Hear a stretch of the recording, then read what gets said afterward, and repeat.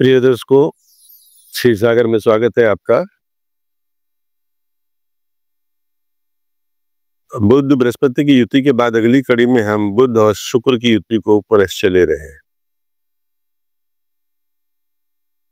इनके लिए कहा जाता है शास्त्रों में कि जातक बहुत बुद्धिमान होता है, विनोदी होता है, परामर्शदाता होता है, परिवार का अपने पूरे के पूरे परिवार का पूरा पालक होता है और वह अपनी बुद्धिमत्ता में कोई सानी नहीं रखता है, मिलनसार होता है, व्यवहार दक्ष होता है और अपना अधिकतर काम जो नौकरी भी करता है तो व्यापार को लक्ष्य में रख के करता है कि मुझे लाभ लेना है। इसलिए उसके जो वाणी है उसमें व्यवहारिकता में व्यापारिक शब्द अधिक प्रयोग होते हैं। ये शास्त्रों का कथन है। देखते हैं क्या होता है इन पत्री में। पहली पत्री हम लेते हैं कन्या लगन की, जिसमें सूर्य चंद्र है, चंद्रमा अर्थात अमावस्या दोष हुआ। पहला तो गुण ये है, इसकी विशेषता ये। दूसरे भाव में धन स्थान में तुला के बुध और शुक्र है, चौथे भाव में केतु है, नवम भाव में बृहस्पति और शनि है, शनि है वक्री है, दसम में राहु मिथुन के हैं और 12वें भाव में सिंह राशि के मंगल है। ये इनकी पत्री है। यहाँ क्या है कि लग्न और बुध दोनों मंगल के नवांश में है और जो शुक्र है वो बृहस्पति के नवांश में है, चंद्रमा शनि के नवांश में। इसलिए यहाँ पे रस्साकसी बहुत है इस पत्री में। मंगल 12वें भाव में है, सीधा तीसरे भाव पे दृष्टि रखते हैं। इनको छोटा भाई नहीं है, छोटी बहन है जो विदेश में पढ़ रही है। आप एमए पॉलिटिकल साइंस से हैं, प्राइवेट ट्यूशन ब्यूरो इन्होंने खोला हुआ है और उससे अच्छा धन कमाती हैं। इनका एक नाम है सम्मान है। ये पत्री जब मेरे पास आई तो मैंने इनसे कहा कि इन्होंने कहा कि मुझे इस लड़के से विवाह करना है, आप इनकी पत्री मिला दीजिए। मैंने कहा आप इनसे विवाह नहीं कर सकते, आपका वैवाहिक संबंध टूट जाएगा। बेटर है कि आप किसी डाइवर्सी से शादी करें तो अच्छा होगा। उन्होंने वो बात मान ली और ऐसा ही किया और उसके बाद में आज इनका वैवाहिक जीवन बहुत चैन से चल रहा है, क्योंकि 12वें भाव में सिंह का मंगल और लगन में सूर्य वैवाहिक संबंध को तोड़ देते हैं, छोड़ते नहीं है। तो उसमें एक ही पहले ही कर लो, या दूसरा रास्ता बताया कि आप विवाह करके फिर दोबारा पुनः आप आपस में विवाह कर ले 1 महीने के अंदर। तो उन्होंने कहा जी दूसरी पार्टी नहीं करे तो मैं क्या करूंगी? वो क्या वो आपका सोच रहा है, उन्हें विश्वास में लीजिए या पहले तय कर लिया। कहने ये तो मुश्किल ही होता है। कोशिश की लेकिन वो नाकामयाब रही। बहरहाल अब इनका जीवन बहुत अच्छा चल रहा है। 10वें भाव में उच्च के राहु है, जिनकी सीधी दृष्टि बुध और शुक्र अपने मित्रों पर जाती है।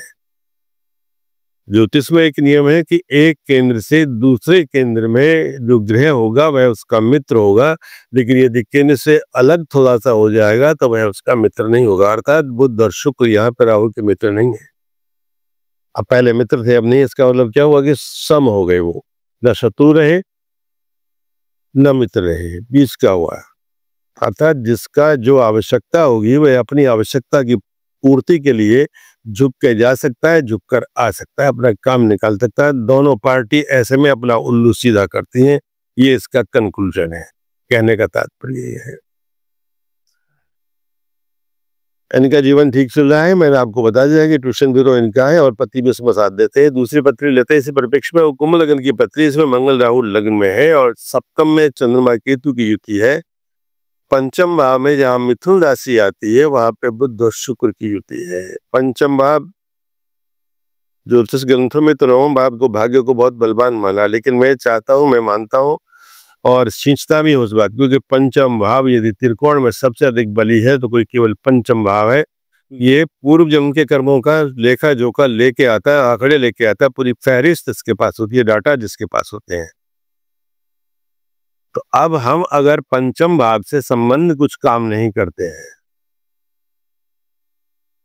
तो पूरे के पूरे परिवार का आपस में तालमेल बिगड़ जाता है, कम्युनिकेशन गैप हो जाता है, बातचीत कम होती है, वार्ता कम होती है, संवाद नहीं हो पाता, संतान से भी विलक्षणता आ जाती है। चौथे भाव में सूर्य है जो कि पंचम में जा रहे हैं, अग्रगणी है, और सूर्य वृष राशि के बहुत बलवान होते हैं। तीसरे भाव में बृहस्पति है और एकादश भाव में धनु राशि के शनि वक्री हैं इनके भी। ये देखिए ये पत्री है।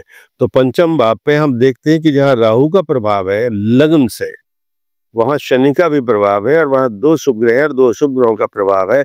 इसलिए बीच का एक रास्ता निकालना पड़ता है कि ना तो आप फुटपाथ पे चल सकते हैं ना बीच रोड में चल सकते हैं, कहीं साइड लीजिए। इन्होंने वैसा ही किया।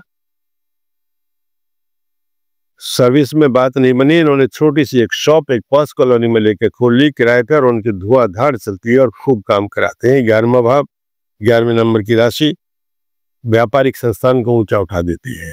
करने वाला कोई चाहिए। और मंगल जहाँ जुझारू दिख रहा हो, लग्न में बैठा हो, तो व्यक्ति को कर्मशील बना देता है, उसकी सजगता को बढ़ाई रखता है, उसके हौसले को उसके उत्साह को कम नहीं होने देता है, उसमें जील ले आता है। मंगली दोष होना एक अलग बात है कि चंद्रमा से भी सप्तम है वो और लग्न में है, तो डबल मंगली पत्री है, तो इन्होंने मांगलिक जातक से विवाह किया, इनका परिवार ठीक चला। तीसरी पत्री लेते हैं, ये पंजाब से पत्री है, 1955 की पत्री है और कर्क लगन की पत्री है, लग्न में लग्नेश है। पहली पत्री जो कन्या लगन की थी उसमें सूर्य और चंद्रमा थे। एक बात आपको याद दिला दूं कि सुदर्शन लगन की पत्री है वो है। कन्या लगन में सूर्य चंद्रमा है तो सुदर्शन लगन की पत्री हो जाती है। लगन का भी हम भाव बताएंगे, प्रभाव बताएंगे, सूर्य का भी बताएंगे, चंद्र का भी बताएंगे। ऐसी पत्रियों का फलादेश करने में ज्योतिषी को पसीने आ जाते हैं। गोचर में जब वो बात करेगा तो दशांतर दशा की बात नहीं है, गोचर में बहुत मुश्किल होती है।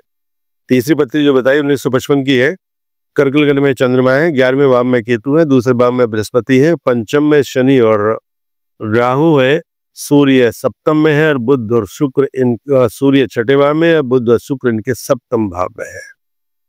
सप्तम जो साझेदारी का है, परामर्श का एकमात्र श्रेय यहाँ जाता है। मित्रता का सुख का भाव यह है, घर के सुख में वृद्धि करना, अभिवृद्धि करना। या वाहन का सुख कितना मिलेगा, आप घर का सुख ले भी सकते हैं या नहीं ले सकते, इस पर भी नहीं देना है। देखिए बुध शुक्र में एक बात याद रखिए प्रिय दर्शकों, मैं आपको बताना चाहता हूँ। मान लिया मेष लगन है किसी की और मेष लगन से दूसरे भाव में वृष आई और तीसरे में मिथुन राशि आई है। महर्षि कहते हैं कि दूसरा भाव मारक होता है। मेष लगन में छठे भाव में कन्या राशि आएगी और सप्तम में तुला राशि आएगी। तो ये दोनों ग्रह जहां मित्र हैं एक दूसरे के परम मारक हैं। इस बारीकी को याद रखिएगा, भूल मत जाइएगा। ये हमें एक कसमकस का मार्क ऑफ एक्सक्लेमेशन लेकर के चलना पड़ता है। संदेह आत्मक जो चिन्ह है उसे हम भूल नहीं सकते। पंचम भाव में शनि राहु है और सप्तम में बुध और शुक्र है, तो इनका वैवाहिक जीवन तो ठीक चलेगा, इसमें दो राय नहीं है। तो सप्तम में मकर राशि के मित्र राशि के वो हैं और जो सप्तम भाव है, सप्तम भाव का जो मालिक है शनि, वो अपने से एकादश भाव में यानी लाभ स्थान में गया है, तो वहां तक तो ठीक है, कोई बात नहीं है। ऐसे में होता है कि पति भी सरकारी सेवा में संतान होते हैं। आप एक आदर्श अध्यापिका रही है और आपको एक बेस्ट टीचर अवार्ड 2 बार मिल चुका है। स्टूडेंट्स आपका बहुत सम्मान करते रहे। अब आप सेवानिवृत्त होकर अपने घर पे आ गई हैं, लेकिन पंचम में जो क्रूर ग्रहों की युति है वो एक केतु एकादश भाव से उस पर दृष्टि रखते हैं।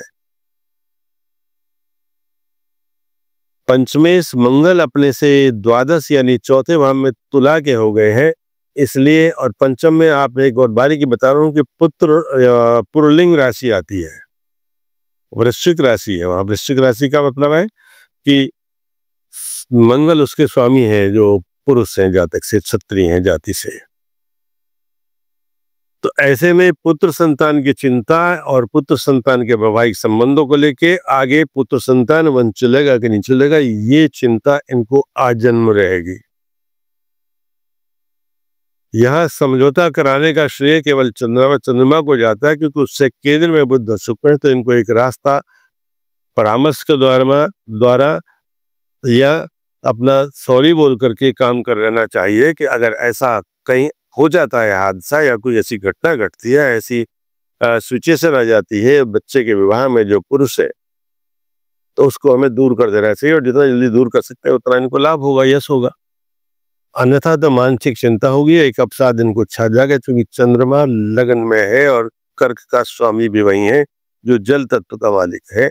और वहां से भूमि तत्व में बैठे हुए बुध और शुक्र की सीधी दृष्टि जाती है और जल तत्व में बैठे हुए राहु की भी दृष्टि जाती है, और वह ठीक नहीं है, अच्छी बात नहीं है। सम्मान इनका बहुत है, धन इन्होंने बहुत कमा लिया अध्यापिका होने के नाते भी, कोई बात नहीं, क्योंकि एक बड़ा अच्छा सा मकान बना दिया। मैंने कहा चौथे से चौथे के बाद में अगर शुभ शुभ हो जाते तो शुभ बढ़ जाता है। फिर उन्होंने अपना किराए पर मकान दे रखा, अच्छा यूनिट है इनका, बड़े शहर में, मेट्रो शहर में, और ठीक ठाक काम चल रहा। तो ये 3 पत्तियों का दार मदार मैंने आपके सामने रखा। पहली में सुदर्शन लग्न है, ध्यान रखें ये बात। अंतिम तीसरी पत्री में पंचम में 2 क्रूर ग्रह है। राहु पुत्र संतान तो दे देंगे, लेकिन साथ में चिंता भी देंगे, मानेंगे नहीं, वो उनका अपना काम है। तो अमृत की झलक थोड़ी देर के लिए होती है, कब तक जीवित रह सकता है अमृत इस पॉल्यूटेड वर्ल्ड में। तो इस वीडियो को मैं यही पूरा कर रहा हूं। आप वीडियोस देखते रहिए, सराहते रहिए। श्री हरि शरणम।